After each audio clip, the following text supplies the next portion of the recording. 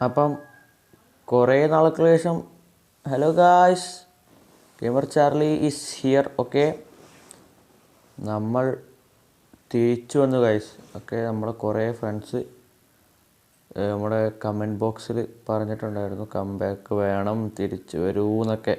അപ്പം നമ്മുടെ ഫ്രണ്ട്സും സബ്സ്ക്രൈബേഴ്സും പറഞ്ഞ് നമുക്ക് കേൾക്കാതിരിക്കാൻ കഴിയില്ല. നമ്മൾ കുറച്ച് കുക്ക് ചെയ്യായിരുന്നു ഇത്ര ദിവസം. ആൻഡ് ഇതിൻ്റെ വീഡിയോ വൈകുന്നേരം എത്തുന്നതായിരിക്കും. മെയിൻ വീഡിയോ വരുന്നതാണ്.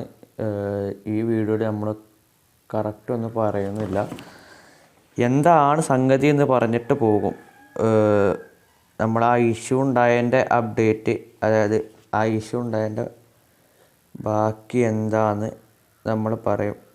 മീൻസ് അതിന് ശേഷം എന്തൊക്കെ നടന്നത്, അവനെ പിടിച്ചോ ഇല്ലയോ, അതോ നമ്മൾ തോറ്റോ ഇല്ലയോ എന്നൊക്കെ നമ്മൾ പറയും.